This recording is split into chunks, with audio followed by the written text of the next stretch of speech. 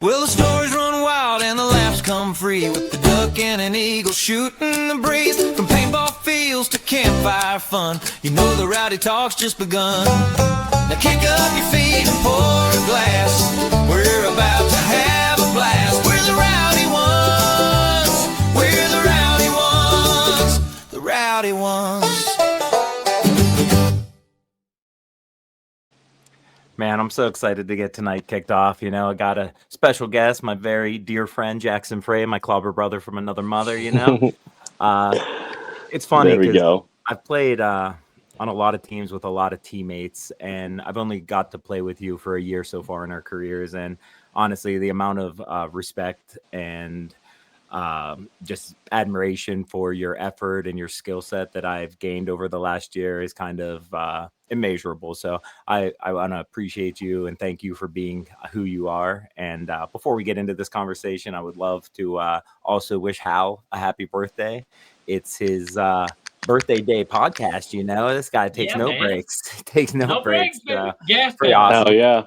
I just found out Hal is 5 years younger than me, though, still, and that seems ridiculous. So, other than that, Hell yeah. Hal, Hell yeah. yeah, dude. Well, I appreciate that, bro. And yeah, happy birthday, Hal. Thanks, Appreciate man. you guys. Appreciate it. Appreciate it. But you have a couple words, Hal. You got anything before, since it is your birthday? I know you've been hiding this gift your wife got you for a while, not opening it. We're here. It's your birthday. Let's open a present, dude. Let's open a present. All right. I want to say my wife gets me though. The duck wrapping paper. She got it, big dog. I'm Good still Lord. rooting for a gold duck call. Man, That'd be ag. if we put the bar that high, It doesn't have to be solid. It can be plated. You know, it's the thought.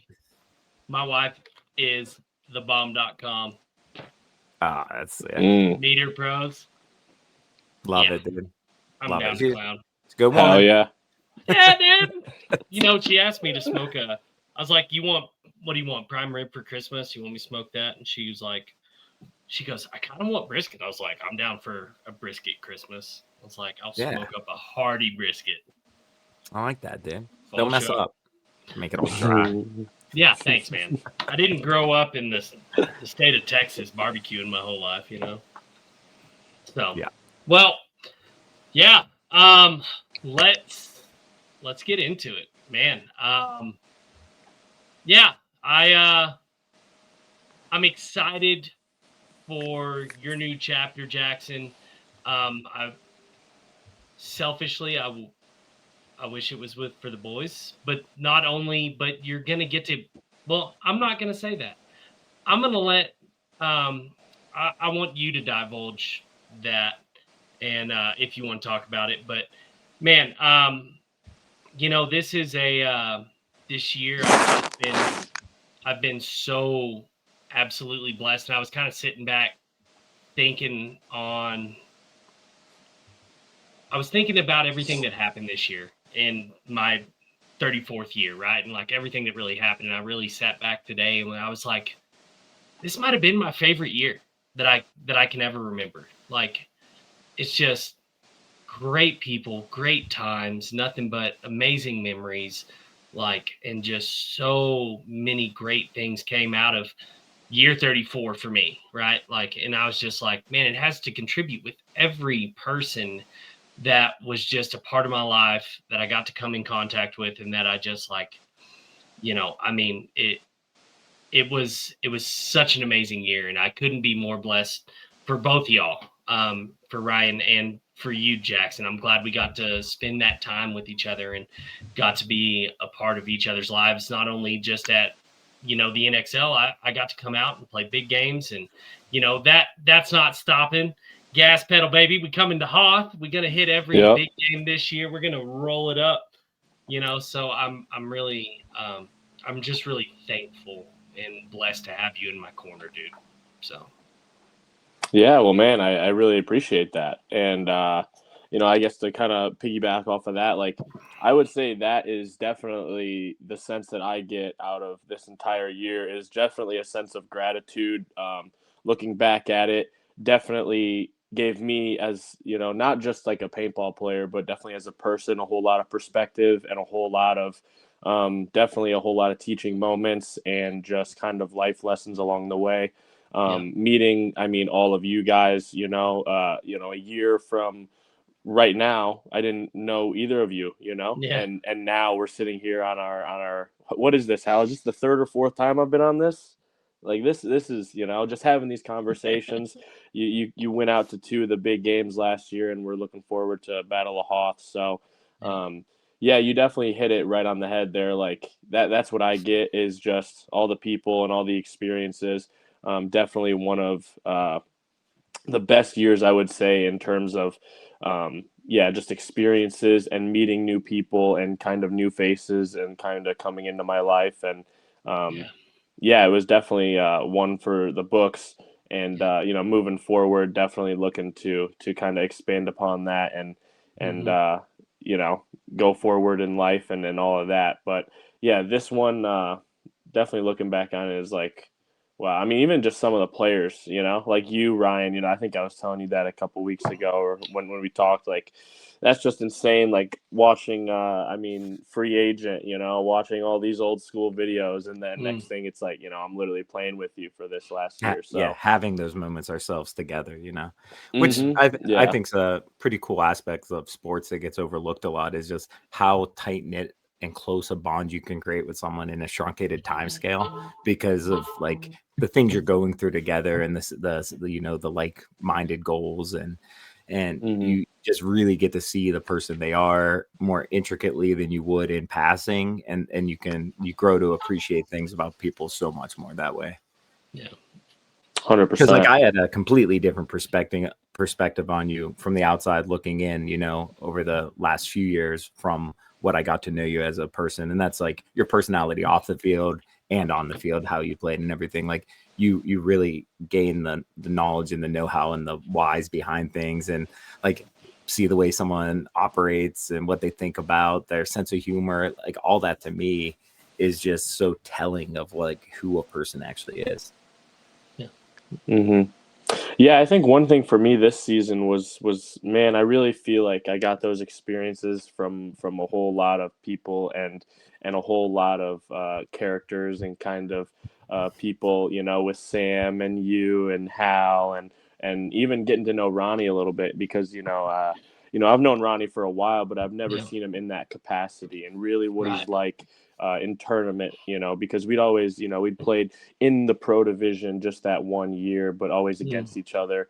And you could kind of tell, like, we're not giving each other all of our secrets and telling everybody everything when, there's a possibility we could play each other. But he's seeing all of that and seeing the process and seeing really how people operate and truly how like a professional takes this and navigates this and takes the highs and the lows. Like that is something that I definitely took out of last season for sure. And yeah, just all the characters, man. I mean, Mishka and I mean like Andy, like I love all the guys, and it's definitely was a year to remember for sure. Yeah, it's like I was saying about it, Bet You Ever. It's like, man, we had some highs, but the lows and like the heartbreak and uncertainty at times were pretty brutal for me personally, and I think for you as well. I don't want to speak for you, obviously, but when you look back at the actual times and stuff, you can really appreciate it regardless of the outcome. And like no matter what, when one chapter comes to a close, the next one starts, and it doesn't like. Nothing ends. It just leaves off where it was, and you get to grow it in a different direction. So I know like personally, I'm looking forward to like growing our friendship, but also like I'm looking forward to seeing how your career progresses. I think you're a fantastic player, and I know the mindset that you have for the game and how you just have full on passion for it, and that's what I appreciate about people. So I just want to see what's the next step for you. Because like you said, like, oh, you learn things from like this guy or that guy. But like, I believe that in the entirety of my career, I probably took something from almost every player I've ever played with. And it doesn't even have to be something you agree with or something not. It can be something that it teaches you what you don't want to be like, what you want to strive to be a little more like, where you got to put in more effort, how your mind thinks a little bit. But like all every like interaction and bond you had was a learning process and a learning opportunity too. So you're just really like an accumulation of all these outside forces from onto your base, and like what comes out of that is always going to be different. Like, you know, if you play for a different team and you spend the time, like you're a completely different player and a different person in some aspects, because, you know, you do take on personality traits of people you spend a lot of time around. You know, you kind of pull towards each other like gravity and meet in the middle and become like an amalgamation of like one like hive mind. And it's weird, but like that it's important, because like I think a lot of people look like, oh, what team do you want to go on? Like, what are you going to do next year? And to a lot of people, it's just money. But to me, it's like the whole direction my career and my personality takes too, because it will be a small part of it. And I take those decisions like pretty earnestly. And I could tell, like, you know, talking with you and just like feeling your, you know, emotion, like through your words and actions, like it's so hard to know what to do in those moments, because it's not because it's like you're indecisive, it's because you know that they're going to have such profound effect later that you want to make sure you make the right decision. And I mean, that's exactly, you know, and I appreciate you saying all that about, you know, the passion and everything, because, you know, realistically, like paintball has been my life now since like 2009. Like ever since I played like that first day of paintball, like I can't really remember a weekend where like I just didn't play paintball, you know, or there are very, very few of them, you know, like, so that's been my life for a while. And I appreciate, you know, I appreciate people that also have that same passion, you know, and you two of you guys are definitely two of those guys, you know, that have that passion. And that's why you guys are doing a paintball podcast right now. And we're going to sit down for an hour or so and talk some paintball, you know, We like might squeeze a little extra time out of you. Of course. No worries, man. I plan an hour and a half to 2 hours. Perfect. You know, I'm ready to go right now. But you know, to kind of go off of that, yeah, exactly. You said it correctly, and you know, going kind of into next year and kind of like, you know, looking towards the future. I haven't really, I mean, talked to really anybody about this, or like, I don't know.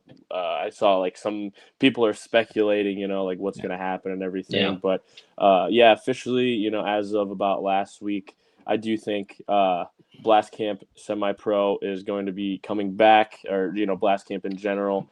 And we're going to be coming back and playing semi-pro and trying to earn a pro spot. And really, you know, that decision kind of came down to, it's just nowadays, I really think that playing together is a really key thing. And just out of the options that I kind of had at the moment, this was one that really presented me with an opportunity to play paintball every single weekend, to really utilize, you know, Blast Camp and all of the resources that are here. And, you know, as soon as the weather gets going, we can really go full force at this thing.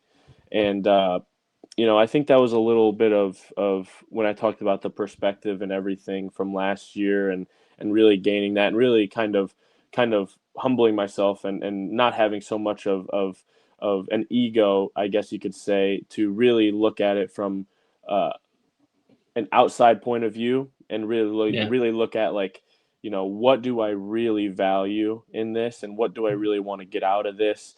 Is it all about, you know, practicing together and building that camaraderie and trying to build something? Or is it, you know, possibly just looking at it from not a selfish point of view, but I think I was talking with Cody the other day, and he pointed out that it's like, it does seem very individualized when you're practicing by yourself, and you kind of gotta, you know, go and travel to see your teammates and everything. And, you know, for every person, you know, is their decision, and kind of everything can work, and there's nothing wrong.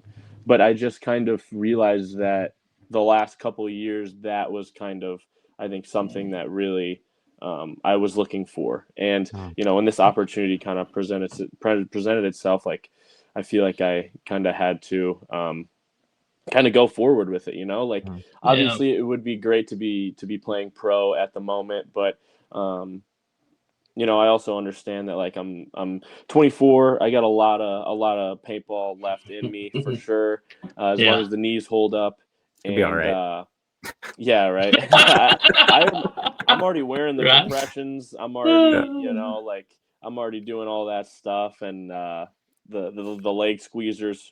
Like I already got all that stuff down, so I'm hoping to continue for as long as possible. But yeah, man, that's kind of the vision going forward as of right now, and Awesome. I will really say, looking like, forward to it. Yeah. for me, like, it's disappointing to not see you in the pro league because I think like you've not only proven that you belong to be there, but you belong to like, have the opportunity to shine there. And Yeah. so that's hard for me to swallow. But at the same time, I look at the situation. I want to congratulate you on your decision and tell Yeah. you how excited I am about it because so many teams. I know you guys weren't in a relegation spot where that's where you lost the team and it was a unique circumstance. But so many teams, when they get relegated or a team breaks apart, that's the end. Like I can count on one hand probably the amount of times like it doesn't happen like that. And for you guys to reform and go back down to semi-pro, it's like when you guys were last down there, you were scary. Like Fit was at the God, beginning of their good run, uh, and they had your guys' number. But like 5 seconds in a row just shows consistency. It shows skill set. That's how scary you guys were. You guys came through pro. You took your licks. You had some good events, good days, good games, but just wasn't there enough to put the full picture together. So when that broke apart, like that's the end of the story, 99% of the time. But for you guys, it broke apart. You all went your own ways. And I think you all learned new lessons and became yeah. different players and none for the Mhm. worst. So for me to see that same group of friends who can play together locally as much as they want and can hold each other accountably face to face with learned experience and a chip on their shoulder, like I expect to see you guys, if you guys want to be in the pro league next year as a unit, or prove that like it wasn't a fluke, like you guys prove what you are and earn that spot back. And if that's the you know last showing that Blast Camp ever had, then that's something you can leave and be happy about, and you can all continue careers however you want. But it leaves the options in front of you, and it's like Mhm. it's a scary proposition to take because it could easily be looked at like if you go down and if it fails, that's hard. It's a hard, tough pill to Mhm. swallow. It's you have to check your ego a little bit to do that, and then if it doesn't work out for them, it can kind of crash it. But the belief in yourselves to do that and to know that it won't, and that leap of faith to go improve that, like it's only going to make you guys individually better, but as a team better too. And like I'm curious to Yeah. see how it is, and like because you guys haven't played together in that realm like as a full unit to see like how people grew as leaders or how people held themselves accountable more or anything. So it's like a whole new experience with people that you're so intimately familiar with. It's Yeah. going to be fun. Yeah. Go ahead, Go Hal. ahead. Oh, I was just gonna say, man, it's clobbering time, dude. Well, that's regardless, of course, if I'm out on the field or whatever team I'm on.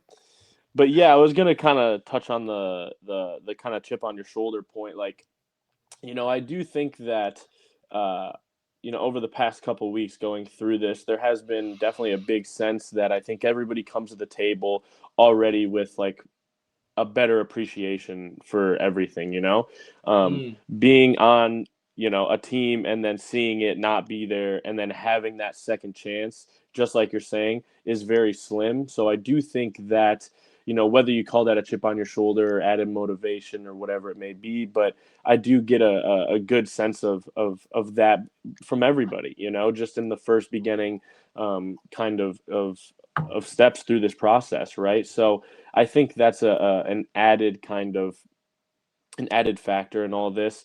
And I do think another reason of you know making this better and making this, trying to get back to where we were. Another factor in this is that we're going to have a coach now. We have, my good friend John Eckerd. He was a player in semi-pro. He was a player in the pro league. and he's been coaching all of the Max events and everything. And I just really think that we look at the game very similar, and I think he has just a great mind for the game, very smart guy, and knows everybody well. So, I'm hoping that all of that kind of added together, is a really good kind of recipe for success. And even just playing, those learned experiences, I think playing outside of the system, or just, outside of blast camping, getting those new experiences, good or bad.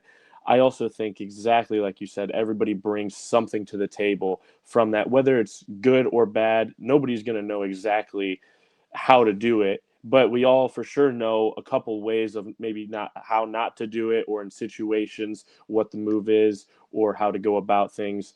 And so I think that is just going to be overall just, setting us up for success. And Yeah. It really only goes as far as we want to go, right? Yeah.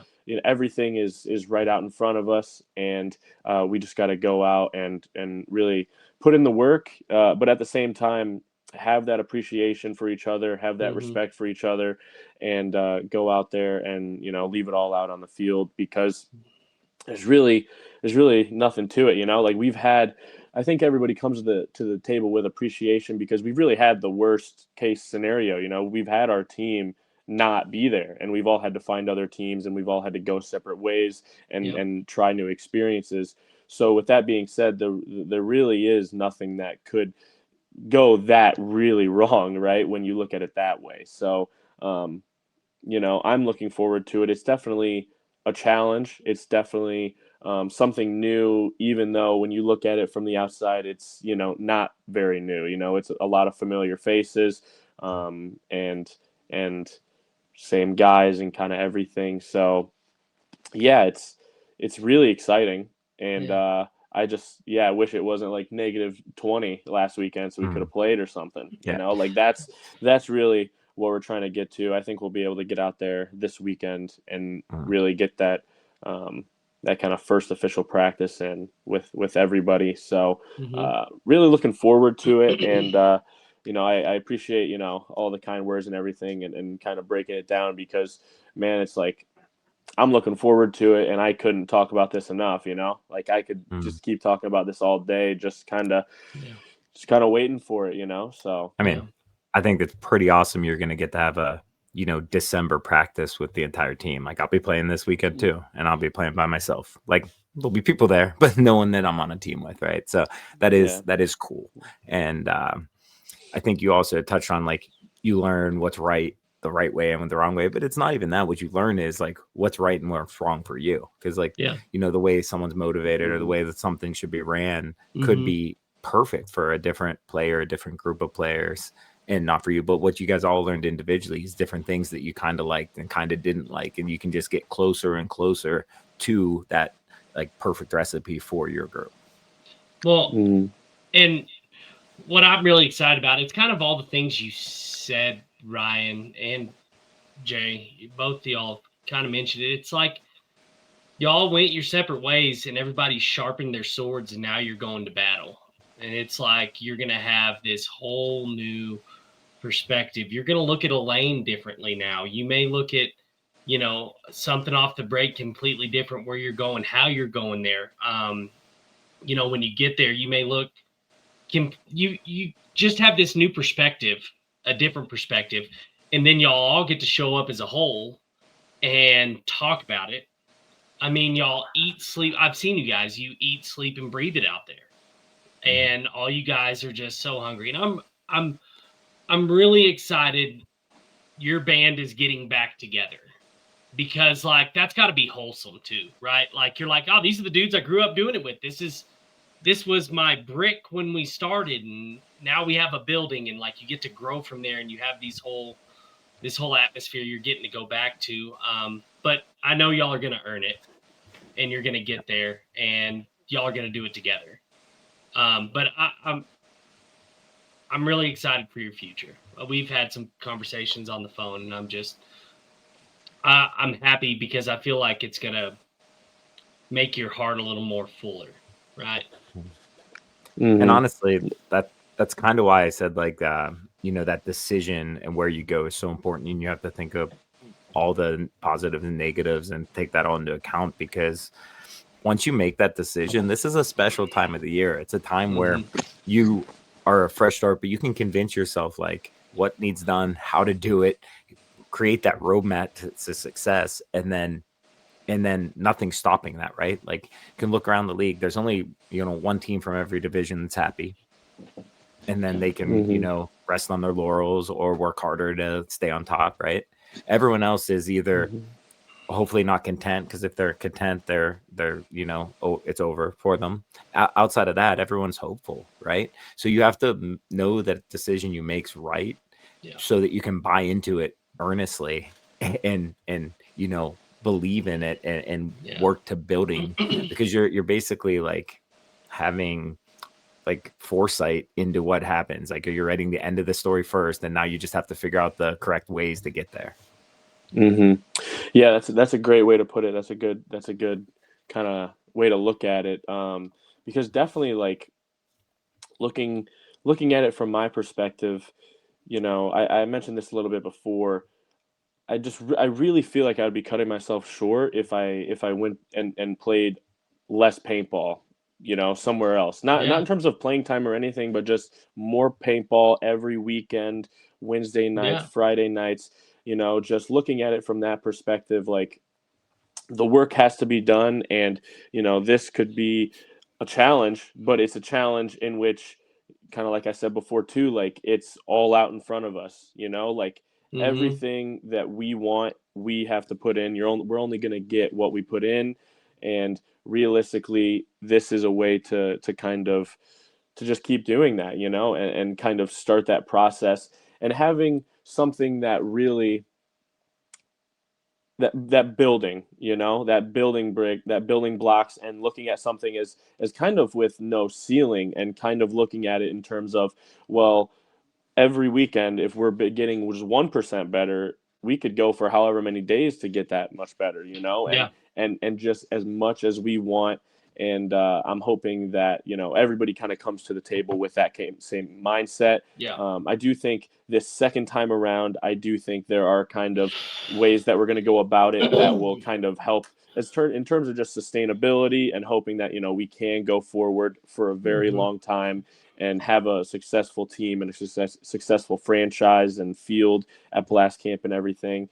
But you're right, like, that decision is hard at first, but also it's a special time, like, it is a kind of a time to really, think about what you want as a player, as an individual, as a person, and work back from that, go start there and work forward, and really just kind of just build something, like, it's whatever you would like. It's all out in front of you, and you just got to go, take the action, and really just kind of put in the work, and move forward. And I just keep saying it, man, but I'm excited. I'm really excited, because, I mean, nowadays with the cold and everything, it's hard to kind of get motivated, but I can tell, like, when I don't care how cold it is, if there's snow, like, I can just tell there's just something kind of about it, there's just something a little bit different. And even last year, this is how I felt last year, going to a new team, new experiences, new challenges, whether it's hard or not, like, it's all something new, like, I talked a little bit about, kind of perspective and being humbled last year. The Cincinnati event was like a really big event for me. Watching you guys, like, get third place in pro was definitely a huge milestone, and just kind of taking a step back, because in my career, I've always been the guy that, like, just played every single point. And that event really, taking a step back and looking at it from a new perspective, and talking to you guys after the event, and really breaking down what is needed and to win, that was just a great perspective for just me as a player, to take a step back and really assess and break down. And that was huge for me, not even just as a player, but as a person too, like, I think that really, it just really taught me a lot of things about myself, and going forward, just trying to get a little bit better, or just really understand yourself as a person, as a human being, as a player, and acting on that and going forward. Um, and that was big for me, at least after that kind of Cincinnati event, Yeah. um, And and events kind of like like, that are really hard at first. I mean, I've been through events like that. Like you're happy for the team, and you know that everything you're doing is adding to that. But at the same time, it's like you get that like devil on your shoulder being like, oh, that's what it's doing without you. Sometimes like I've been there, and that's hard to fight through and look at the actual perspective of it and understand like that's you just putting pressure on yourself because you want to your goal is to be the one on the field, the one doing that, but it's you're doing it together, and sometimes it's the right call, sometimes it's the wrong call from coaches, sometimes it that's called kind of irrelevant. It's just the way you deal with that situation, and if you like allow it to make you learn something from it, or you allow it to just like crush your confidence. And then I've seen it do both the different types of people, and it's like it's like a it's a big turn in the road, like which direction are you going to go after those. But I want to say this too, because I found it to be a beautiful thing, and I think it shows your more character, your moral fiber, like who you are as a person, and who everyone was that didn't really get to play a whole lot that event. Not to mention during the infamous game, y'all went out there and ran a 9-second point. I mean, something like that. Yeah, it was pretty fun. What Those are fun. No, I was trying to think what it was. I was like, I knew it was like right around 10, so 9, 10. Yeah, maybe 12 or something. I have the video of it, but y'all went out there and did that, and that points matter. Points are huge, 100%. and then not only that, but it's the things that I see when I'm in the back doing pit stuff, y'all weren't just standing around. Y'all weren't just like sulking in it. You were in there doing what you could to help, do what you could to get a win, do what you could to make the team successful. There was nothing selfish about what you were doing. No. And it's not only like that's happening in the game. It goes like before that in practices. It's how we taught each other how to play and took things from each other there, and shared the field and learned things, and like that was all an accumulation of it all. So, and then the players that are truly selfless, in those moments, they do what they can, right? Like I've been there, like, grabbing guns as soon as someone comes off the field, filling the air up so perfect, topping it off both directions, cleaning it, because it's like every little thing. It's like, well, I feel helpless in a sense, but I'm going to do what I can do to like make everything smoother. Yeah, and definitely taking a little bit a sense of just a sense of gratitude, like I mentioned that kind of with coming with the blast camp thing, but everything, but just a major sense of gratitude in that it all kind of starts with that, like there has to be kind of that sense of we all have respect for each other. We're all happy to be here. We all want the best for each other, because if you win, I win. If he wins, you win. Everybody wins, right? So like kind of having that as the baseline, and as the foundation, and everyone's boosting each other. That's something that, like, I think as you're playing, the time warp and everything's happening so fast, and you come into the pits and everything, but kind of taking a step back and looking at it, it's like that's a major thing that I think is almost just kind of if it's not there, there can be taken kind of negative, or you can hear stuff, or you can hear, maybe we're just talking about the wrong things. But from the outside, when you're not playing, it's kind of like that's a very important thing, because you see really what's happening and calming people down and boosting each other. Like that's just like for everybody, but even just that sense of perspective right there of kind of keeping everybody in reality and in check and in a good mindset, I think was something that, like, then going forward in the next two events is on my mind when we're in that uprising game, and it's like, okay, we're coming in, like let's bring a little bit of energy, let's get the guys going, like having that just gratitude of like, okay, cool, like I'm gonna go play some paintball right now, like this is gonna be fun.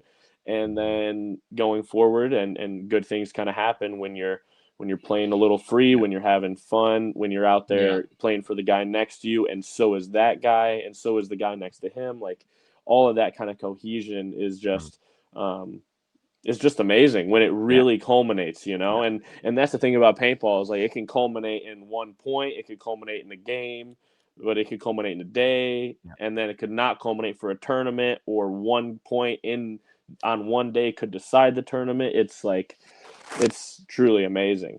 But man, that's like the goal right there, you know. Yeah. I think it's so cool because when it's a player in those situations, like when you're on the field in a moment that looks chaotic, you feel at peace and everything feels slowed down, right? When it's working right. And when you're a player watching that point, it's so stressful and so opposite of that. But when you just come off of that point, like players almost get more stressed because they're trying to get back out there. And then like the people helping at that time are the ones calming it down, freeing up space, like, you know, clearing those lanes. And when you have both perspectives on that, you truly get to start controlling the time more yourself in either direction. And this, as opposed to just like riding with the wave of it, you get to, you know, kind of surf it. It'd be like, oh, like I see that, you know, we're down in this area. I see that, you know, this is wrong, or the emotion's wrong, or the tension's wrong. And you can kind of dictate how you want to change that. Yeah. Agreed, man. It's a great thing. It's a beautiful thing. 100%. Well, you know, with all that being said, I know you probably don't want to speak on behalf of like other people who's coming there and all that, right? So, but is it a pretty good baseline of the original? Can we at least go into that, or is it? Yeah, I mean, we're as of right now, we're kind of trying to figure out how we're gonna kind of round out the team, I would say. But yeah, as far as like the Heat guys, like me and Cody are going to be going there, and then it's going to be Drew. So Drew Garrity. It's going to be Vass. It's going to be Zach Hogue, and then it's going to be Kyle Baran. And then we have kind of a new pickup, but you've played against him, Ryan. You've seen him out there. Jacob Mesco from BC Riot. He played on D2, plays on the Dorito side. So he's a good up-and-coming player. He's always at the field or doing drills at kind of Cody Mikowski's kind of like reball facility. His dojo. And, his dojo, yes. And so, yeah, man, I mean, there's just I think there's a lot of pieces kind of coming together. And, you know, with that, like I said, we're kind of trying to figure out what we want to do with kind of the end of the roster and kind of figure out how to round it out. But, you know, it's a lot of familiar faces, you know, going into another year of semi-pro. And, you know, I'm looking forward to it. And, yeah, probably, you know, look for us to either have a tryout possibly, or to just really kind of scour the area for people that are really willing to put in the work and come out and play every weekend. You know, that's really kind of what we're looking for. I apologize, but I wasn't counting when I was just thinking about the players and how they play. But how many total players do you have now, and how many would you see on your ideal roster, I guess? Right now we have 7. So we're kind of looking for probably about 1 or 2 more. Yeah, that's kind of a lot of that was just kind of, you know, figured out like a couple days ago. So kind of really fresh and really exciting, awesome. You know, something new, kind of once again, like familiar faces, but just everything kind of coming together. I think is really exciting and looking very, very promising. You know, like I said, a new challenge, and I think everybody comes to the table with a little bit more appreciation for it. So molding that together and kind of just working on that every weekend, I think is a good foundation, and I'm looking forward to it. So you guys should get a mascot too. You guys should get someone dressed up as a missile to run around the sidelines. I know. I would like that. Sign me up. I got you, dog. Yeah, there we go, Hal. I got you, dog. Get him in there. Hell yeah. Oh my God, baby! It's got to say clobbering time on it, though. You know. That's Okay, a missile with the thing arms. Yes. Yeah. Mm-hmm. That's who our pod runner needs to be. Is every time the pod we're sending out missiles, you know. See, now we're thinking, artillery. You know, brainstorming. I like where we're going with this. I still have a small bone to pick with Mesco, just a small one. Not really. Here we go. I still have a scar from him at the last big game. He got me really? right. He got me. Yeah. So Ronnie and It's not his fault he shot that soft Irish skin. They Those didn't threads shoot like it. Charmin, dude. He stepped on my shin with his cleat and just like. Oh. And as he's running to the mission, he was like, "Sorry." I'm just trying to picture Dude. the position you were in to get your I was- shins. Were you sitting on your butt with your legs straight forward? No. Have you been in the on the far side of the field of the rec ball? Have you ever Not been been over to the there? far side of the moon. It's crazy. As many times I've been to Blast Camp now, I've stayed in my territory. We commandeer Virgil's office. and we spend a lot of time on the field, and we meander up to the snack counter. I haven't seen as much of the field as I would have liked. So next time I'm up there, I'll get the tour. Oh 100%. No, next time you're up there, we're playing the big game, dog. That too. I can't have a tour first? No. It's gonna be blind fire into the abyss. Like it's gonna be good. No, show me these dangerous chin areas, you know. Yeah, right. Dog. No, so what happened was there's this it's a kind of a big open field, a few buildings, railroad ties, a couple mounds, some stuff over there, spools. And these railroad ties were only too high. So when you're behind them, you have to like lay down. And then I was kind of laid down, but rolled onto my side. And so I had my feet out, like here's the ties. And there was an opening over here. And I was just kind of like laid on my side like that. And it was Ronnie, Mesco was like over here. And then I was on the edge of the tie, just ripping a lane. And we were all talking, and we're like, we got to get this mission done. He's like, and it was this bag. We had to go retrieve the bag and bring it back. And it was in the middle, like dead open area. And Mesco's like, I'm going. And so I'm just ripping it, trying to like put some heads down. And he just steps like right on the shin where I got my plate taken out. And just like, I was like, oh my gosh. Yeah, at least you still got feeling there, you know? It's still a little touchy. Touchy. Sometimes that stuff never goes away. No, it doesn't sometimes. But no. Yeah, it's a funny thing though. Next time you see him, be like, "Hey, you still messed up, Hal." Just kick him in the shins. Yeah, I'll just get him back for you. Be like, "Hold on, I need you to lay down." Like Ryan said, on your butt, feet out, straight. Yeah, I was just thinking. I wish Nat had a picture of you in that position because I still think it doesn't sound as sweet as what you're picturing.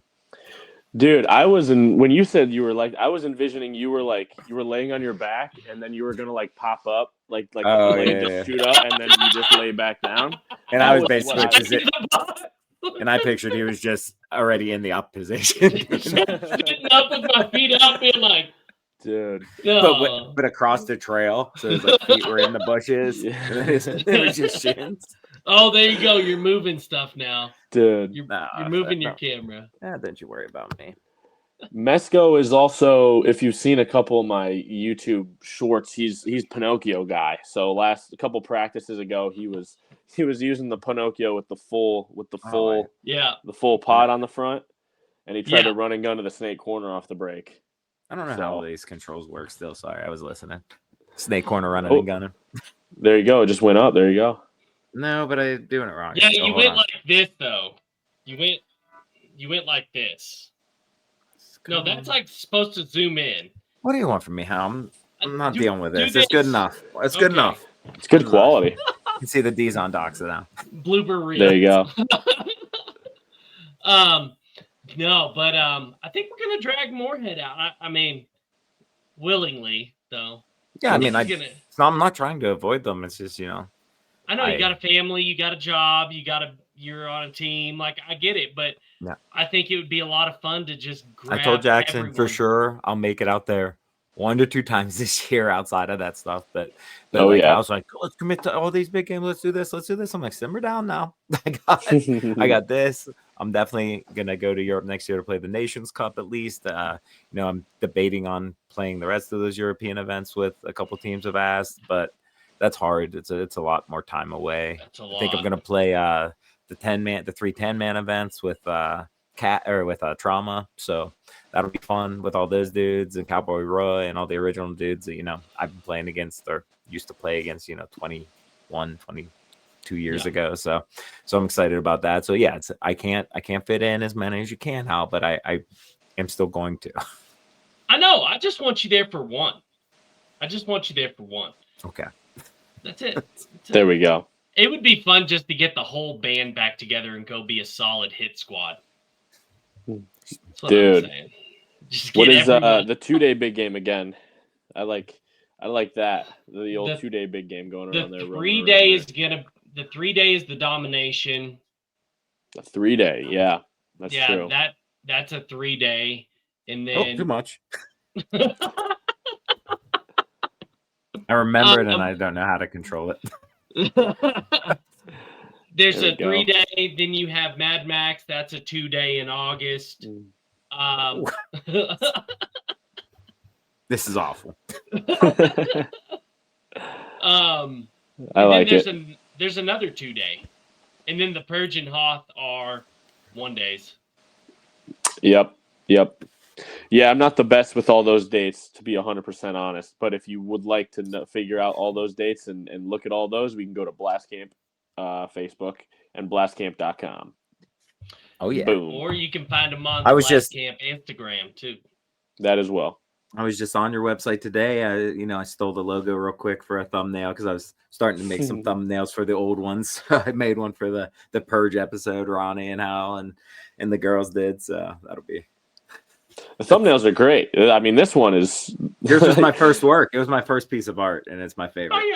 Yeah. You texted me. You're like, hey, man, I wanted to be surprised, but I just want to make sure. You're like, no, that's the best thing I've ever seen. I mean, of course, I was like, it is kind of ridiculous. So I feel it's right to ask, but I know you, what you like. So I was like, I think it'll. I was somewhat debating wearing the Cash Money polo. I was 50-50 on like, do I just go full out? Like, do I really wear it? But then I was like, it's a bit too distracting for a podcast too. People won't be able to pay attention. True. So much Cash Money. It's a playing polo anyway. Oh, dude, 100%, dude. I got to find some orange ones now this year. You guys still orange team? Yeah, most likely. I mean, I like orange. And orange is for sure Virgil's favorite color. So. Oh, yeah, 100%. That's why we get along. It's my favorite color, too. So, money. Dude. Yeah, I don't know just how good that green turtleneck's going to go with that. I mean, it's one time of the year it works. Yeah. St. Patrick's Day? Oh, man, I couldn't get something past you. Sharp like that, baby. That's we're going with very limited timing on that one. But we'll make it work. Make it count. The one time I wore the polo in game, by the way, was the 3v3, and I didn't play that well. So I gotta wait on that one again. I know. You just gotta break that before it happens because you've worn it, in practices and killed it. So yeah. That's just my the way my mind works. I wore these one Virtue came out with like those eye patches one time, and I wore those when we were playing like D3 or something. And I think we like tied. We didn't win. I was just like, yeah, it's the eye patches, man. No more. Like, and I just so fast. I'm like, it was that, man. Yeah, I think it was just for the polo. I think it was that particular polo on that day, though. You have so many good polos that I can't see how one of them's not just perfect luck. Dude, I just got to keep going. One of those polos got 1,000% batting average. You just don't know which one yet. Dude, maybe I don't even have it yet. I need to thrift that one first. True. And find it. I want to see your polo closet. Well, my man's he unlocked the secret to Goodwill's polos. Everyone's turning them in. No one's buying them, so he gets the coolest ones I've ever seen.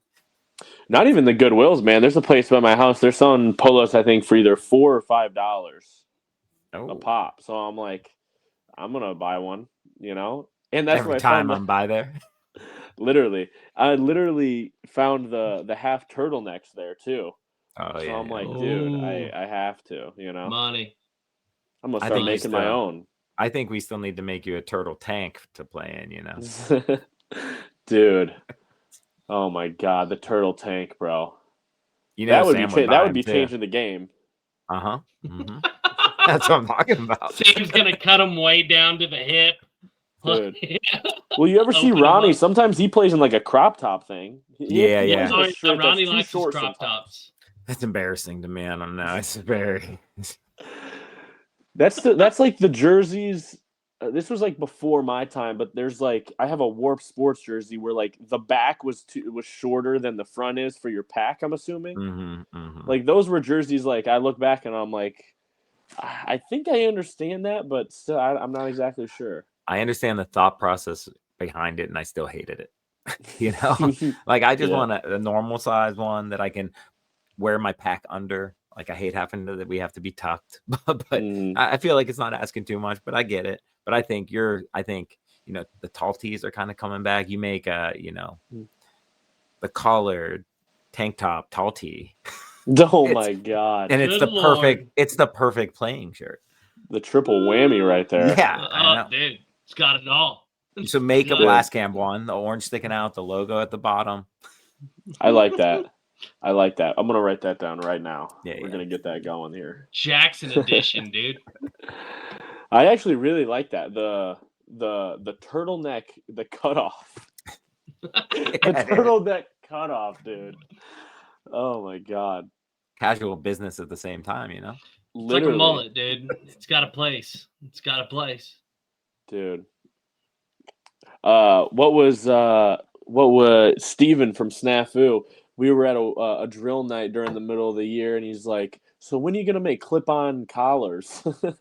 Oh, clip-ons. We're just doing clip-ons, you know? You don't need to wear the polo, you just clip it on, you know? Like, see, I think you gotta respect yourself. When you have a clip-on on, you know it's on, right? Like, especially like a bow tie or something like that. You know, when you put a clip-on on, you don't feel fancy. When you have a tied bow tie on, you feel a little bit better dressed. Uppity. You know? True. Yeah. I think you'd know it. True. When someone, I'd know it too. I'll go tug on your collar. Something like, look, it's not even a real collar. It pops right off. You bunker somebody and then take his collar too. Yeah, you know. It's kind of like capture the flag. Every collar's an extra point. Yeah, kill confirmed. Yeah, right there. Some like Caputo in Cincinnati accidentally shot all his chains off. You know. Oh God. You did? Who did? I did. Like, yeah, I did. I did. I did. Oh, dude. We're looking for this golden chili pepper after the game for so long. He found them all. All his trinkets were found. Oh, that's good. That's good though, but that's just good. riddling people up over there, man. Damn, dude. I've seen on my boys. I've seen the fair share of like after the point, you got 5 people walking out there, everybody looking at the ground. What's happening over there? What do we lose? A wedding ring? What do we lose? A necklace? Like, I've seen that plenty of times. It's always a piece of flair, though. Mm-hmm. You know? I know, right? I know. That's why I stick to. I wish I could wear a bandana around my neck. That's what I wish I could do. I don't think you can't do that though. I don't think anymore. Who knows? I think I tried to, and I think they could. I would assume not. If I can't roll up my sleeves, I'm not. People can't be wearing bandanas. I know. We'll get there one day. He's just out there taking the bandana off midpoint, cleaning himself off. Like, don't mind me. And Alex Lundqvist was the only pro that was ever allowed to wear, a neck guard because he was just a beautiful man. Had to protect the neck. He's like a top 10 male model of all time. We're all like all the other pros were like, yeah, no, we get it. Can't be getting scars on your neck. Won't hear anything from us. Understood, dude. Yeah, we had that street ball in the complete snow, like the mech one, dude. Oh my god, the amount of bounces I see because people are wearing like 7 layers in that was insane. People got like the balaclavas where it's like you can't even tell where their head started, just straight neck protection right here. Hunting ones, dude. Or the infamous hoodie jerseys, which are just hoodies on the outside. Yeah. Oh my god. Yeah, we went to the Bears game with me, my dad, Ronnie, and Nathan when it was like -20. Oh my god, Hal, the day before, Hal's giving me all these things that I need to buy and everything. Hal, I just put about 7 hand warmers in both of my shoes, and I was great. I'm sitting next to Ronnie, and Ronnie's toesies got cold. his toes were cold, but he's sitting next to me and he's unzipping his coat and he's turning on his chest. He's just pressing his chest. He's like, is it on? Is it on? Then he turns his gloves on. Are my gloves on? Are my gloves on? I'm like, bro, I'm good, bro. Like, I had 7 layers on. I had 2 balaclavas on, and I had a bunch of foot warmers. It gets hand frigid warmers in my feet. stadiums like that too. Dude, how the air moves, and then You'd you're think- talking about a negative temp. Oh, it's You would rough. think all the body mass would like kind of warm it up some, but it just But does not. concrete, that Oh, I know. concrete, Yeah. once concrete gets cold, it radiates what it is. If it's hot, it's hot. If it's cold, fuck, it's like standing on a ice block. It's rough. And at least you knew they were playing the Browns, so you knew you were getting cold to watch a sure victory. Mm-hmm. Worst Yeah, game, it was. worst franchise in professional sports history. Yeah, 31-3. So that was it was good. Ronnie, he did have a blanket. That was a good move by Ronnie there. And the videos were true. Like, if you opened up a beer, like the cans of beer, like didn't last at all. No. The draft beer, those were lasting a little bit longer. And if you put it in the cup holder, that nothing had a chance in the cup holder on the seat. So it was definitely an experience, and I'm definitely glad that we went. And I wasn't cold. I was fully prepared. But yeah, Nathan and Ronnie, their toes were a little cold to say the least. Yeah, that's my favorite temperature for a drink. Every once in a while you'll get it from like, a refrigerator that's too cold or something like that. You pull out of water and it's like crystal clear. But as soon as you like move it or open it, the few particles in there that aren't water break up enough because it's actually under freezing. It just was so still that nothing froze. So instantly you just see it freeze in front of you. It's like the perfect slushy consistency. Dude, there was a good time period there where I was just beer slushy, and then wait another couple minutes, and then it's like chunk of ice. So, but man, it was a great time. It was a great. Should have saved a couple of those hand warmers for those, man. I think know. you would have been good with 5. I know, right? That's when that's when you get one of those beers and you like put it inside of your layers, zip it up. Oh yeah. To hold it, and then that way you have a little bit of body heat keeping it still liquid, but it's still cold. Well, after that, I just went down to the draft beer and just drink it as fast as possible. Yeah. Don't even give it a shot, Give me a draft beer and 2 spoons. Yeah, right. He's like, I got big straws, like big straws, Dude. Yeah, that was an experience for sure. For sure. Hell yeah. What you got any fun plans coming up? Practice this weekend, play a little paintball. Nice. We got, just kind of Christmas coming up here. I got more Christmas shopping to do, all that good stuff. Nice, dude. Let's see, we had the Blast Camp Christmas party, did a little get together there with all the employees and everything. I think that was last Friday. And just kind of enjoying the holidays, kind of trying to stay warm, but we're going through a little bit of like a warm front or whatever it may be. So like today it was 50 and raining, and when I woke up this morning, there was snow on the ground everywhere. Yeah. So all that melted, but now it's just kind of like a slushy mess. So it kind of goes back and forth between like being freezing and being a slushy mess around this time. Yeah, we're getting about the same exact weather as you, but I'm excited. You get to spend your Christmas having already made that decision, because when you don't know what you're going to do yet, it's always on the back of your head. Like, like all I could think about this off season was like, man, it sucks we don't have agents. Like, regardless of a money situation or something, it's just not. Yeah, but right now you come across pretty douchey if you had an agent, as no one else did. All the other guys are talking to these owners and stuff, and then you're just the guy like, no, I have an agent, talk to him. But as a player and to preserve relationships with people, I think it would behoove us sometimes to have someone else do that, so that you're not getting tricked into a situation, or you're not feeling it as an emotional level as much. And you can really think about it, and you let someone else negotiate for you, and it just would be a lot nicer for the players. It won't happen anytime soon, and I'm not even saying it should happen, but I luckily, I'm a pretty loyal individual, so I'm not in that situation very often, because it's weird and I don't like it, and tight to have agents. I like the concept, and I would push for that because it is kind of,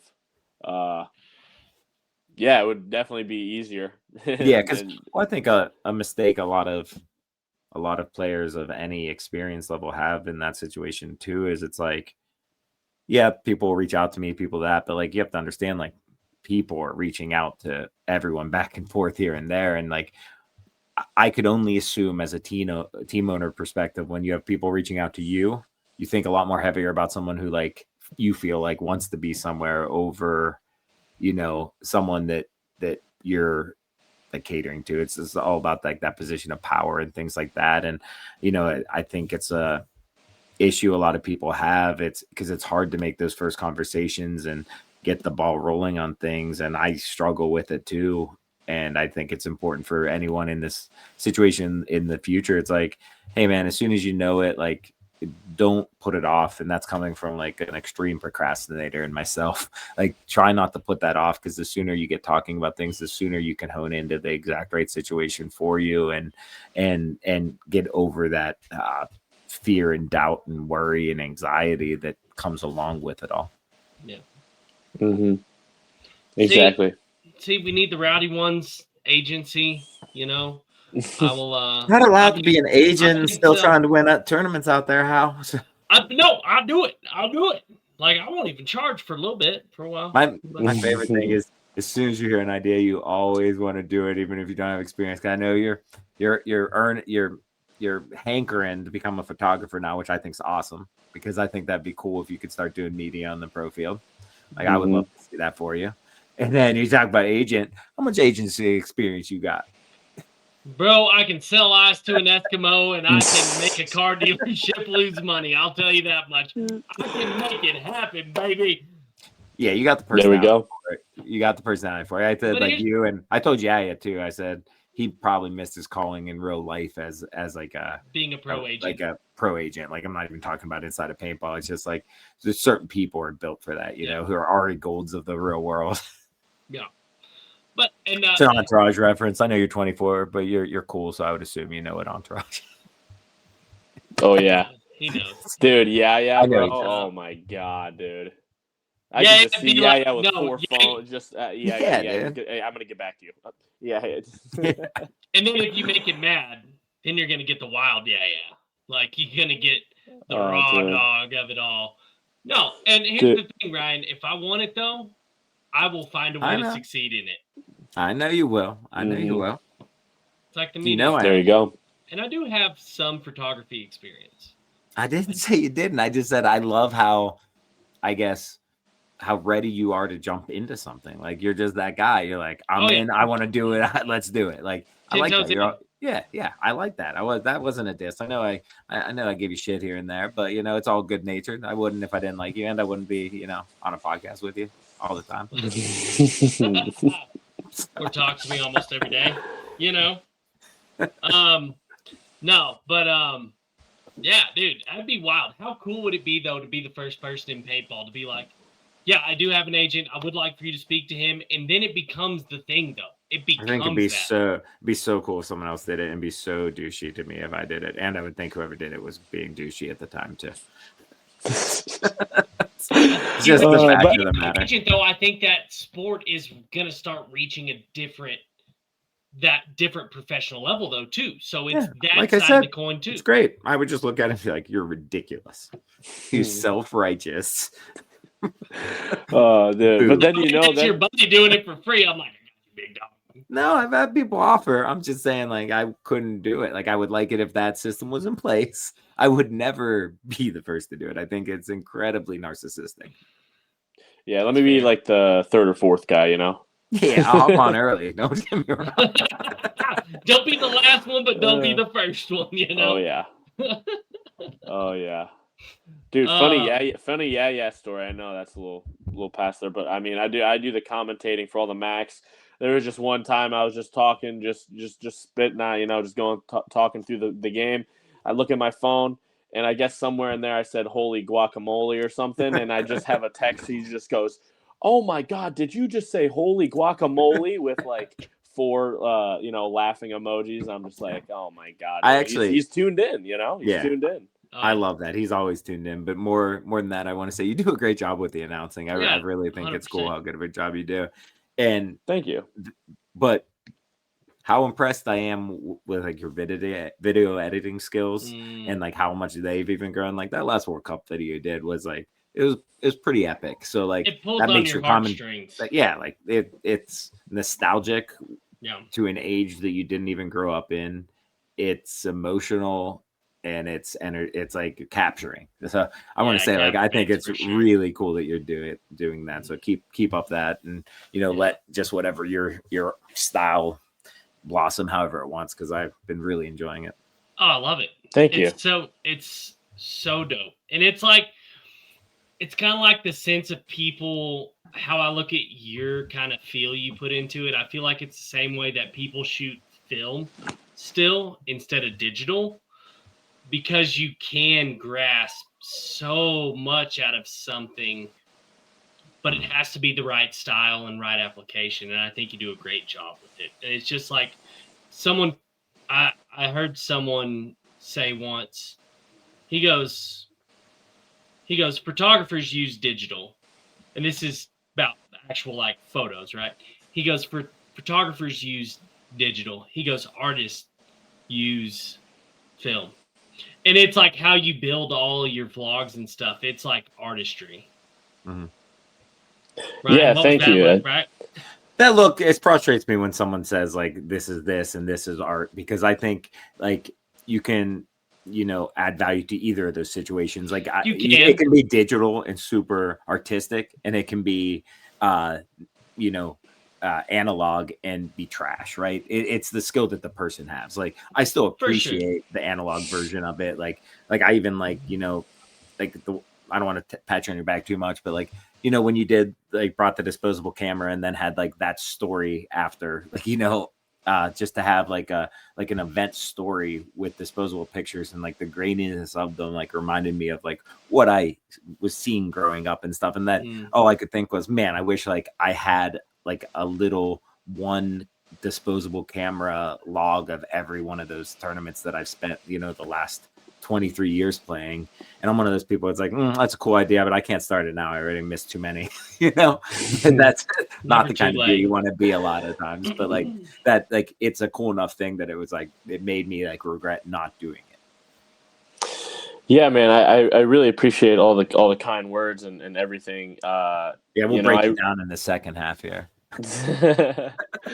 Oh my god, yeah, my breakdown videos suck. That video that I just posted, I have no idea what I'm talking about in those. I think a lot of that comes from not even, because you're right, like these are really kind of videos that I just watched that I was never a part of, like Free Agent, I said before, or all these old Dirter videos, or all the kind of Push, and all these nostalgic videos from an era that I never even really played in.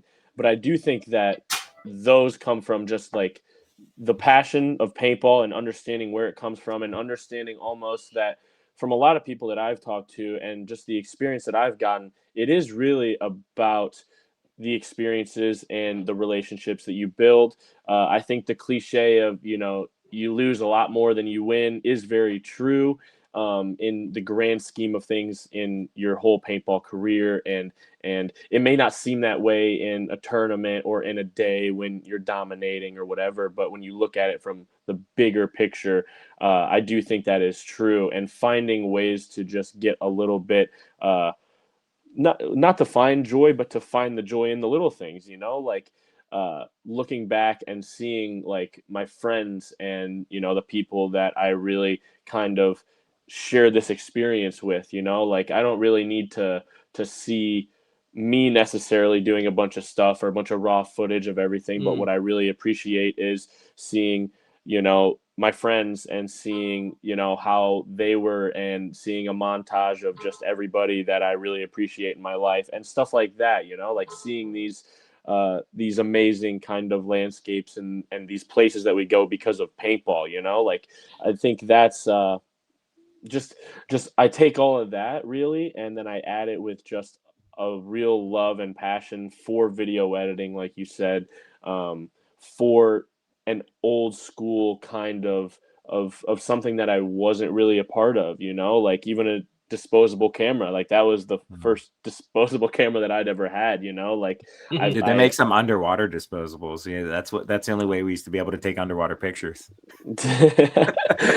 Dude, it's they're awesome, you know, and it's just like I use a $70 like camcorder off of Amazon, you know, where like uh there's really I think that artist and kind of that art really to me means like really just making the best out of what I'm given and what I have, and like you said, like the nowadays, like you could have the best camera, but that the storytelling and the emotion and the intensity and all of that sometimes can get lost within that, and sometimes bringing it back to something very, very simple brings that out within, you know, in a matter of seconds, or with a picture, or with, you know, a video, or whatever it may be. Like there's just something about it, man, you know, like it's, you know, you could take the same video on my phone versus a camcorder, and you could get two completely different feelings from that, and even different people could get different feelings from that.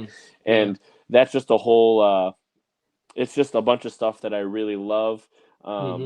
You know, I take a lot of just the music and everything from just videos that I've seen, and the feeling that I get when I listen to the music, right? And how I feel, and how it, and the thoughts that I think, and where it takes me, you know, like I do kind of relate a lot of music growing up in my life to like places, you know, and you can remember like where you were when you heard a song, or where, you know, an experience or a moment when you hear a song. Like I have a lot of that within paintball, you know, and throughout divisionals, like I would always listen to kind of like the same songs going through the divisionals and going into Sunday, and kind of getting into that routine, and it takes you to a place for paintball. And when you're playing, I think it kind of takes you to a flow state. And even when I'm editing the videos, or when I'm watching them back, it's really immersing yourself in there, and immersing yourself into a flow state, into somewhere where you're really just taking in everything, and really acting without much thoughts, you know, and really just things kind of fit into place.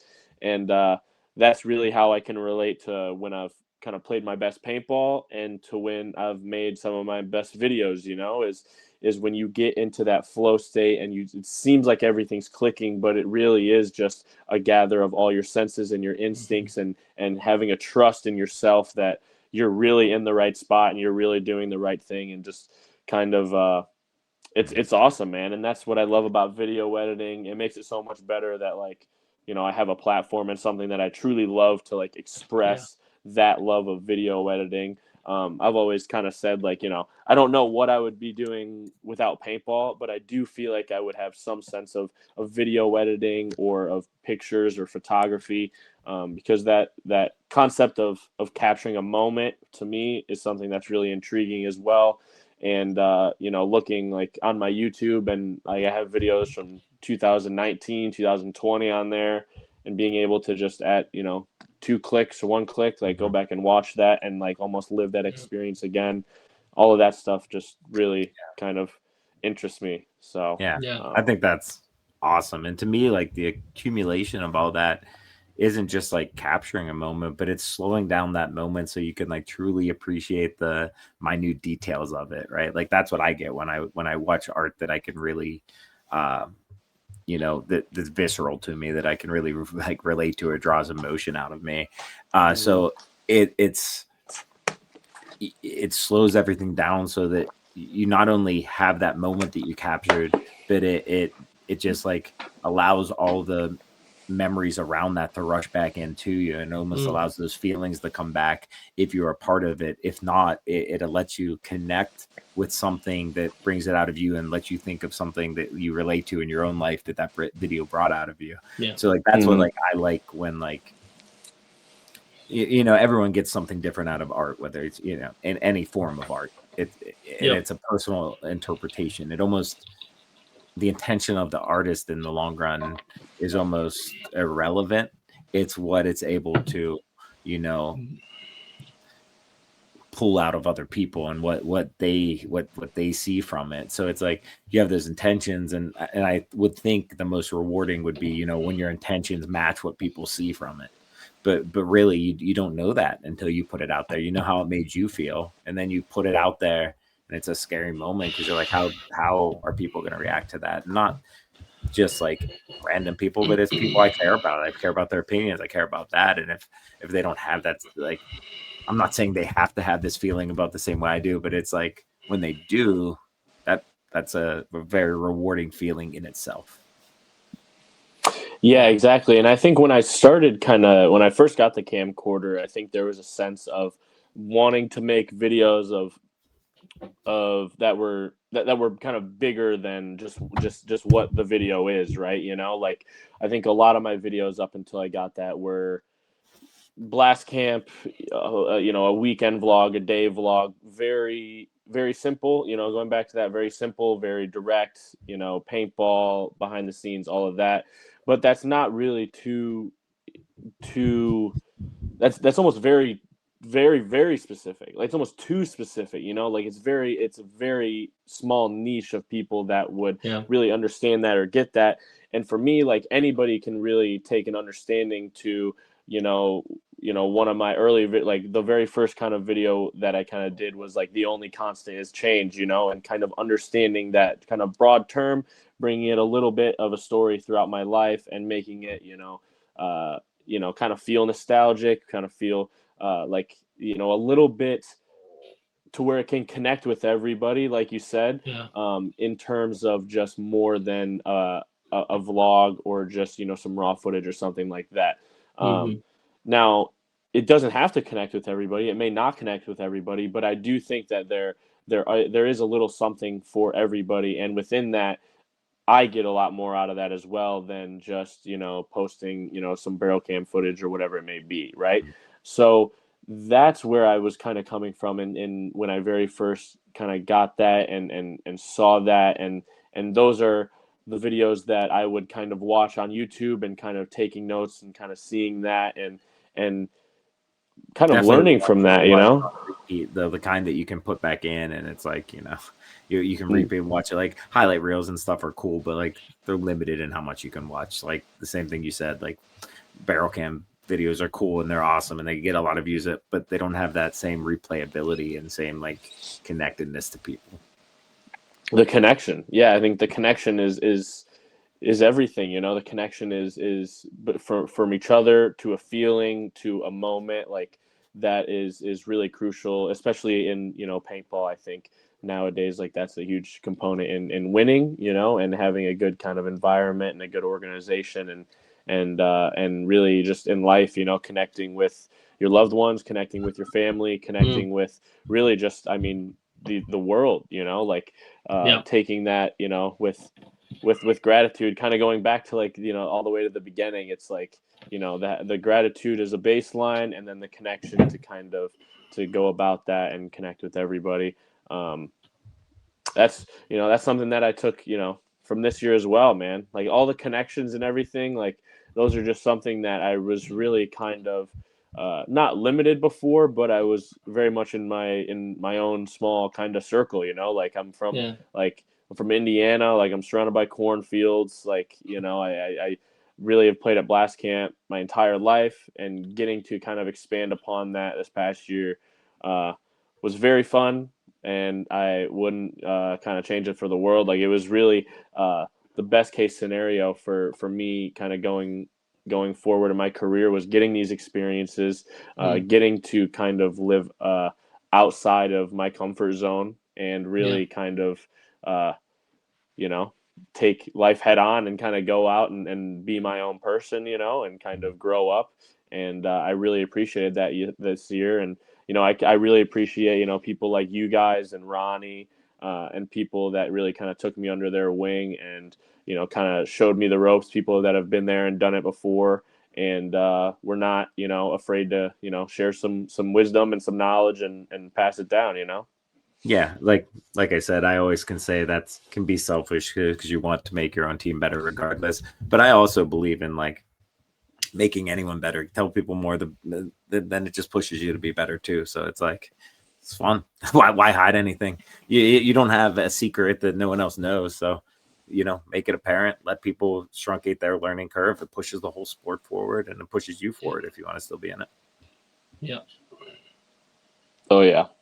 And telling your people you appreciate them, that's something I took out of this experience too. Out of this entire year, telling everybody that you appreciate them, letting them know, because you really never know, what's right around the corner, what could happen tomorrow, and just really taking nothing for granted and taking everything with like gratitude, 100%. Hell yeah. Hell yeah, brother. No, it's crazy. My man Jackson can crush some gallons of water too. Dude, that is true. I'm working on my gallon. I'm working on my gallon. I said water, not bourbon now. Either or. This isn't. Don't worry, I'm not smuggling the goods in here. All right, just plain water. Water. No, and it's like, it's always it's amazing, right? Like the journey of life, you never really know where it's going to take you. We think we have control, but when something's supposed to happen, it happens, and it's gonna happen. And I think that's what's the most beautiful part of this roller coaster is that you ride the ride and love it for what it is, and like appreciate the little things. And if you love and appreciate the little things, the big things just become monumental and core. And it's like, it's so awesome. It's like, I was sitting, like I said earlier, I was sitting this morning. We had like 90-something mile-an-hour winds last night and turned the roads all into black ice because we had a little bit of rain and then turned into snow. And I was sitting in my plow truck and I was just like, man, I'm just so blessed. Like this past year has just been, while I've had personal highs and lows, I rode the highs and lows with y'all. Like still, it was like you chalk it up, like the people I got to meet, the memories I got to make, the experiences I've had, like you can't beat it.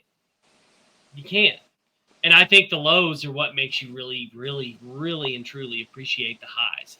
And that's when it's just like, your mind's in the right place, your heart's in the right place. Like it's just be thankful for everything, whether it's good or bad, because there's lessons to be learned from the not good things, and it makes the good things a lot more genuine. Agreed. So, Agreed. I appreciate both of you turd burglars. I'll tell you that much. Hell yeah, you too, bro. Hell yeah. I wish I could do a good Macho Man voice. Oh, you're talking about when the cream rises to the crop, brother. There we go. That's my next goal, is to learn a good Macho Man. Yeah, work it out, man. It's not too hard. I mean, mine wasn't good, but I'm saying like it's not too hard to make that better. Like I put zero effort into that. It was just like, I can do that. It's not like Andy trying to do an Indian accent, Oh no, dude. Oh no. Oh, no. We gotta get that on the pod. I don't even know. I don't know. I don't know if I want to know. That sounds awful. No, it's pretty nice. We've been working with him. He's getting better. He's step by step. Getting better. All right. It's becoming more intuitive for him. Good. Like anything, it's the effort that you put into something, Hal. Yep. So you work to be like Macho Man, you can be. There you go. Well, Andy. Well, you can at least sound like him. You can't be him. Right. No, I could show up in the dazzle, give you the old Macho Man razzle dazzle.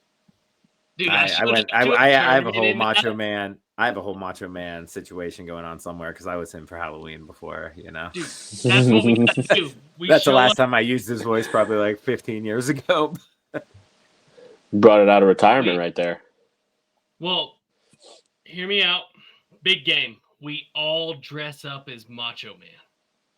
I told you that if I come to a big game, it's probably going to be the Mad Max one you have, or right? Mhm. I That's said, in August. and then we have to dress up for it. Like Yeah. I'm actually So- only coming out to a big game if we all dress up, because I'm I dressing think up that as kind of stuff's fun. You know why? I'm dressing up as Macho I'm down. Man. You always talk about dipping all 10 toes in, how, but you've been dangling around one little pinky toe in there with this. I'll dress up. I'll come out with the whole leather, the fringed After the leather. first one, you were making fun of the Mhm. people dressed up. I heard you. That's gonna be us, but 10 times more. Dude. You're gonna be like, that was if you're gonna so dress much more up, you fun. can't. Here's my thing: if you're gonna do it, don't half-ass it. That's what I mean, I'm you talking about. gotta ball. Like you gotta show up. Hmm. Like, you don't have to buy movie props, but you make it as nice as you can. You know, put some effort into it. Oh, we buy movie props. I know you would. Oh yeah, you will. That's yeah. for sure. I'm like, what do you think? I can get it for this price. I'm like, don't do that. It wastes money. Okay, I did it. That's how it goes every time. I'm Oh, like, dude. I really want this. Mhm. He's like, you don't need it. And I'm like, I already did it. I'm sorry. Like, No, then he hangs up, calls someone else, asks them. They probably tell him the same thing. Then he calls back and says, I did it.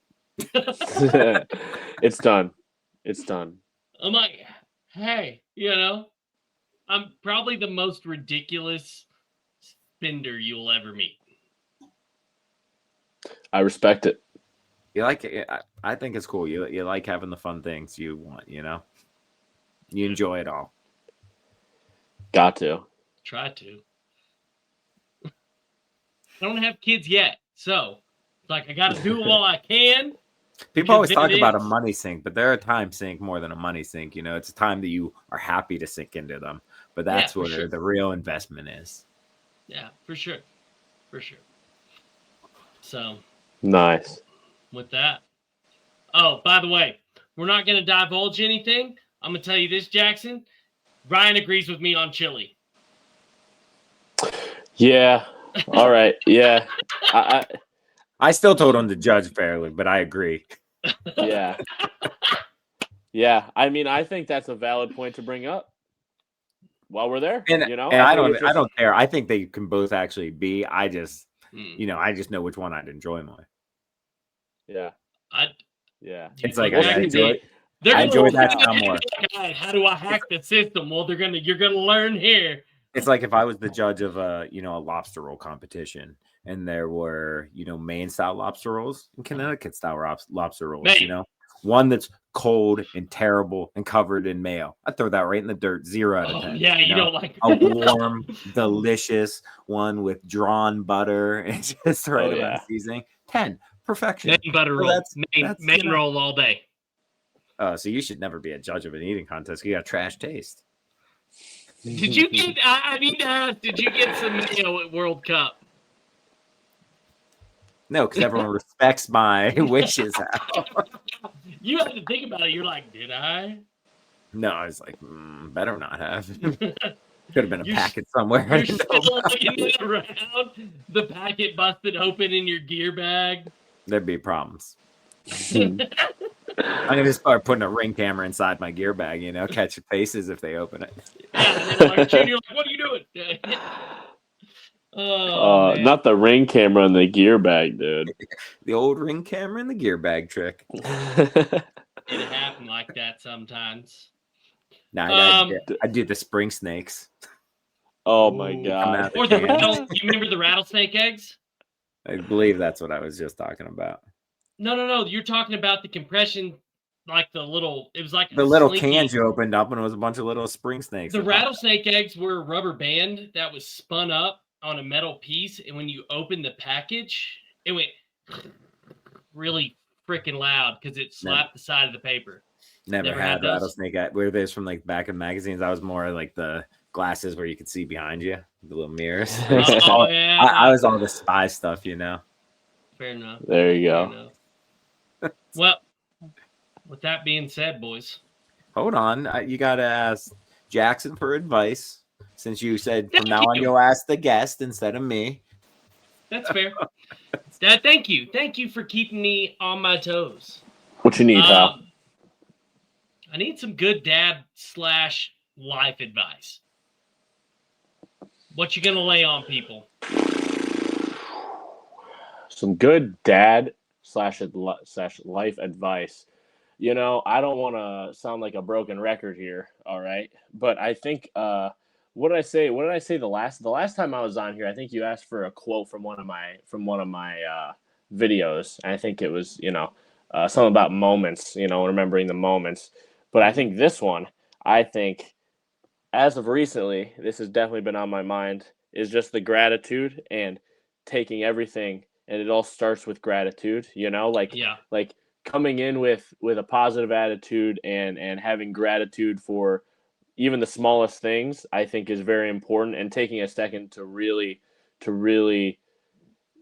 acknowledge them, and recognize them, I think is key, even if it is in the smallest of ways. I think that really kind of affects just your energy and the energy that you give out as well, Yeah. And so I think, that's something that I'm going to kind of try to take with me this year, so I'm going to try and take my own advice on that. And and just moving forward, that's something that I has definitely been kind of prevalent on my mind as of recently. So Love it. Hell yeah, dude. hell yeah, dude. I will never stop saying that. Anytime Dude, you text me, I hit you by with the one way, of those. now I know. I can officially call you Captain Jack again. There we go. There we Yeah. go. I like that. I like that. I should have put that Na-na-na. as my name down No. there. Yeah, you should have. Nah, You nah, should nah. have. Next time you're on, you're Captain Jack, and I'm Hal. Yeah. There we go. We got to remember that, though. I can be a wild. I'll be wild man that Wild episode, man. you know? You can, Oh, Yeah. Time to The bring next some one- spunk into this thing. Yeah, the next one's the nickname pod. yeah. Yeah. But 100%. I guess before we end it though, in celebration of your being on your 4th episode, your first episode, I remember we talked about our favorite cheeses. So I'm going to ask for top 5 favorite soups. Top 5 Winner- favorite soups. Winner, Ooh. soups warm you up. Yeah. In order or okay. No, it doesn't have to be in order. I will say I think nowadays I'm really into a good lobster bisque. That's Okay. what that, or I will Good say a to good check. chicken tortilla. I will. That's pretty good. I would say lobster bisque is probably at the top for me, and Okay. then everything else kind of goes down from there. Chicken tortilla, pretty good. Sometimes just a good old chicken noodle is not horrible for me, but that's definitely not. That's like at 5. But if you're giving 5, it's like if you could only have 5 soups, you'd probably want it in there, Yeah, if I had to have 5 soups for the rest of my life, if I'm looking at it that way, it's definitely the chicken tortilla, the chicken noodle, lobster bisque. That's definitely at the top. After that, I do love like a corn chowder or something, like I love something like that. And then I don't know, dude. If I get to have something with it, I'll take a tomato soup with a big fat grilled cheese. you can have something with it for You sure. can have We're an not being accessory. You can we're not have an being Nazis accessory. here, An accessory. But then I have had some good like chicken lemon rice soups over my throughout my time here. Yeah. So like those are pretty. Those good are too. really underrated. I feel like it's usually like a diner place somewhere that's been there forever. But I don't know, dude. I will say some of the places that we went, some of those God, what was it? Some of those ramen places that we went, dude. Some of those were up there. I wasn't It's too funny. big. Yeah, when you first started saying those names, like I was thinking of traditional soups too, and I realized that, like, Asian. dude, I think 4 of my top 5 would have to be Asian I because knew it. Mhm. I thought for sure Kim- chicken noodle would have to be up in mine. But then I was like, well, there's Asian versions of chicken soup that You're I like. gonna go with much what is that? more. What is that one we had in Philly? Well- Had it was really good. It was Kim something. If I had to pick, I would It was- probably do. Yeah, I know what you're talking about. If I had to pick, though, I'd probably pick like a spicy Szechuan hot pot as my number 1 because I just love flavor and numbingness and spice. But like I'd probably, pho would be in my top 5s because it's But like is that a soup though? pho. Yeah, it's a soup. It's I mean, I'll give it to you. What I'll else give could it it to you. be? A stew. A drink. Is it a soup? That's fair. Because all the fresh herbs, but it hits all those same notes that like chicken noodle does, as far as does. just feeling like Mhm. warming and like healthy Yeah. and like refreshing almost. I like tom yum if you're talking Thai, because then I get like the hot and spicy sour That's situation. what I was thinking of. Tom Yum. Yeah. I know I'm forgetting so many. Ramen, like I probably wouldn't take like a classic tonkatsu, but we don't got to get specific. I can just pick ramen, and that kills me as like an Italian, because I want to pick like, maybe Italian wedding soup in there, or there's so many other good ones. But I think if I go number 5, I mean, I can't leave the list without French onion soup, because I can't leave a restaurant and have it without trying it too. It's trash sometimes, but it's the one I always have to get. So French onion's my only non-Asian top 5. See, I'm hitting it with the gumbo at number 1. Strong, good Cajun Creole gumbo. Okay. Going in hard with that thing. A solid lobster bisque though. You I'm question down. pho if it's a soup and you give gumbo, no questions asked. I'm not gonna lie, it's more of a stew. But I know. That's what I'm talking about. I should have hit you with. I'm gonna go chili number 1. That's what I should say. Full of beans. Full of beans, extra beans. Don't do it. Don't do it. No. Okay, so we'll I'm give you kidding. your gumbo, because we're loose rules here. This is Yeah. no big deal. I will crush an absolutely amazing lobster bisque. I really like Italian wedding. I'll do like a loaded baked potato soup, like on a super cold day. Can't beat it. You're a And real then- hearty soup guy. I like that. I am. We all have very particular soup Yeah. profiles. I know. And then I would probably go with like smash a good pho. Yeah, okay. Yeah. I like it. Round it out, a little difference.